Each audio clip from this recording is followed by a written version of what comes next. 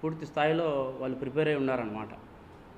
అంటే జైల్లో నేను ఉన్నప్పుడు అక్టోబర్ 31వ తారీఖు నేను జైలుకు పోవడం జరిగింది. అది జరిగిన తర్వాత నవంబర్లో బీటెక్ రవి గారు జైలుకు రావడం జరిగింది. ఒక ఏదో ఈ కానిస్టేబుల్ కొట్టిన కేసులోనే ఏదో నాకు ఐడియా లేదు. ఆయన వచ్చినప్పుడు ఎవరైతే సూపరింటెండెంట్ జైలుకు సంబంధించిన సూపరింటెండెంట్ గారు ఉన్నారో వాళ్ళు సపరేట్గా అంటే నన్ను ఒక గదిలో పెట్టి ఆయన ఒక గదిలో పెట్టి ఇంట్రడక్షన్స్ ఇచ్చినారు. మీరు మాట్లాడకూడదు, మీరు మాట్లాడితే మాకు సమస్య వస్తుంది, లేనిపోని అన్నీ క్రియేట్ అవుతాయి, అందుకు మీరు మాట్లాడుకోకుండా ఉండేదానికి నేను ఒక నోటీస్ అంటిస్తా, మీరు దయచేసి దాన్ని పాటించండి అని చెప్పి ఆ జైలు సూపరింటెండెంట్ గారు చెప్పినారు. ఆయన పేరు కూడా ప్రకాష్. ఆయన ఆ విధంగా చెప్పినప్పుడు నోటీస్ కూడా అతికిచ్చాడు అక్కడ జైల్లో కలవనేకోకుండా. అంటే అనుమానితుడిగా ఉన్న బీటెక్ రవి గారినే కలవద్దు, మాట్లాడకూడదు మీరు అని చెప్పినప్పుడు దేవిరెడ్డి శివశంకర్ రెడ్డి గారి కుమారుడిని చైతన్య రెడ్డి గారిని ఎట్లా అలౌ చేస్తారు లోపలికి? ఏ విధంగా అలౌ చేస్తారు? అంటే వాళ్ళకి తెలియదా ఎవరు లోపల ఉన్నారు ఏం కథ అనేది? ఇంకోటి కూడా, లోపల సీసీ ఫుటేజ్ భద్రతలో పెట్టినామని నిన్న సాక్షి పేపర్లో చూసిన.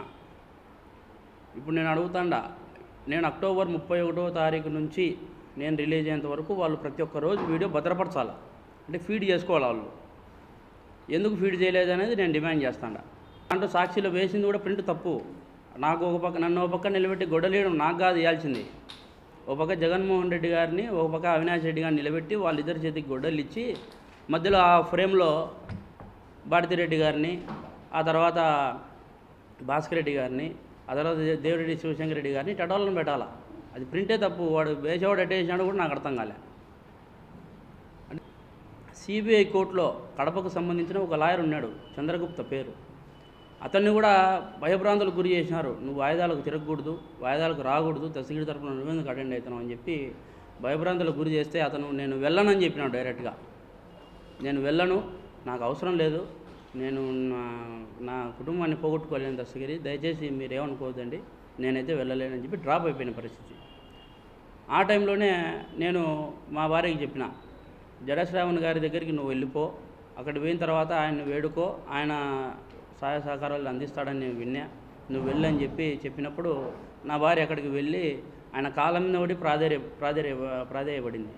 ఈ విధంగా నా భర్త ఇటు అన్యాయం అయ్యి లోపలికి పోయినాడు సార్, మీరు ఎట్టి పరిస్థితుల్లో బయటికి వేయాలా, ఇవన్నీ ప్రలోభాలకు గురవుతామని చెప్పి ఆయనకు చెప్తే ఆయన అప్పుడు కేసు టేకాఫ్ చేసి హైకోర్టులో బెయిల్ తీసుకురావడం కూడా జరిగింది.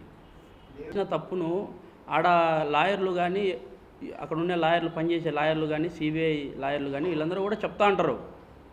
దాన్ని బట్టి జడ్జి గారు మూవ్ అవుతారు తప్ప ఇవన్నీ కూడా ఎందుకు పరిగణలోకి తీసుకుంటారు? ఒకవేళ అతను అట్లా బయటికి రాకుండా ఉండాలని అనుకుంటే నేనే పోతా కదా కోర్టుకు, నేనే పోయి సార్ ఆయన పిటిషన్ ఈ విధంగా వేసిండు, నేనే వేస్తా పిటిషన్, ఆ విధంగా అతనితో నాకు ఇబ్బందులకు గురి చేస్తాడు, ఈ విధంగా నన్ను ప్రలోభాలకు గురి చేస్తాడు, ఈ విధంగా ఇది చేస్తారని చెప్పి అది కూడా చేస్తాను. నేను ఖచ్చితంగా కోర్టుకు పోతాను నేను ఈ విషయంలో కూడా.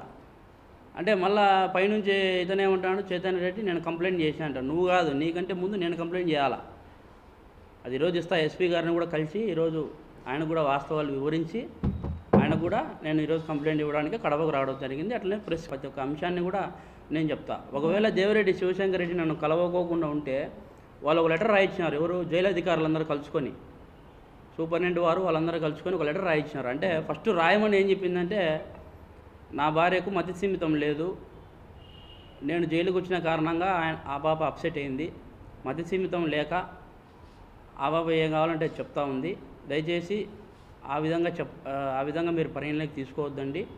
ఇంకోటి కూడా ఏంటంటే మీడియా మిత్రులు కూడా ప్రతి ఒక్కరు కూడా తప్పుదో పట్టిస్తూ ఉన్నారు అని చెప్పి ఈ విధంగా రాయమన్నారు.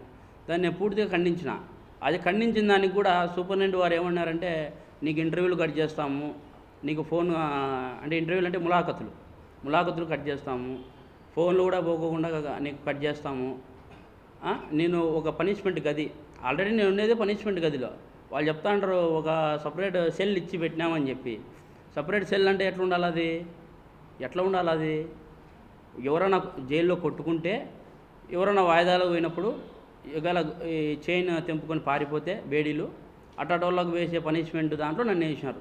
కనీసం రిమాండ్ ఖైదీగా కూడా నన్ను చూడలే. కదన్నా, ముందు కృష్ణారెడ్డి అమ్ముడు పోయినాడు. ఫస్ట్ కృష్ణారెడ్డి అమ్ముడు పోయినాడు.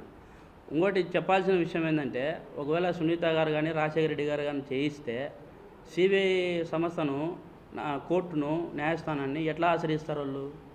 అంటే వాళ్ళ మీదకి పోదు అది. వాళ్ళు నిజాలన్నీ బయటికి తీసేటప్పటికీ అంటే సంస్థను మెయింటైన్ చేసే కెపాసిటీ, సిబిఐని మెయింటైన్ చేసే కెపాసిటీ, న్యాయస్థానాలను మెయింటైన్ చేసే కెపాసిటీ వాళ్ళకు ఉందా? ఎవరు ఉండేది ప్రభుత్వంలో? ఎవరు కేంద్రానికి పోయి కాళ్ళు మొక్కుతాండేది?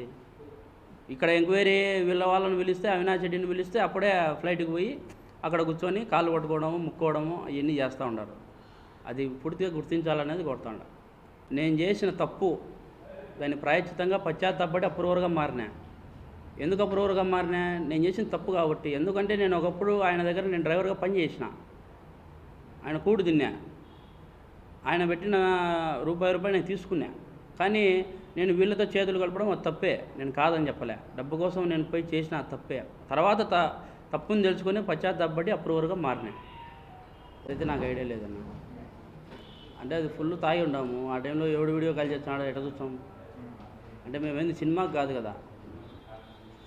కదా మేము పోయినది. ఆయన హత్య చేసేదానికి పోయినాము. ఆ మూమెంట్లో ఎవడేం చేస్తున్నాడంటే మాకెట్ అర్థమవుతుంది? అర్థం కాదు కదా. పూర్తి స్థాయిలో వివేకానంద రెడ్డి గారి అభిమానులు ఎవరైనా కానీ నాకు మద్దతు ఇవ్వాల్సిందిగా కోరుతాండా. అంటే పూర్తి స్థాయిలో నేను ఈ పొద్దు పులివెందుల్లో ఏ స్టేజిలో నేను క్యాండిడేట్గా నిలబడుతున్నాను అనేది మీ అందరి దృష్టిలో పెడతాండా. అప్రూవర్గా మారినాం కదన్నా. ఓటు అడిగే హక్కు ఉంది అంటే మీరు అడిగిన క్వశ్చన్కు కరెక్టే. సరే, మరి జగన్మోహన్ రెడ్డి గారు వివేకానంద రెడ్డిని మా చేత హత్య చేయించాడు. అతనికి ఓటు హక్కు అడుగుందా? ఓటు అడిగే హక్కు ఉందా? చెప్పండి. ఓటు అడిగే హక్కు ఉందా? పులివెందుల్లో నిలబడే హక్కు ఉందా?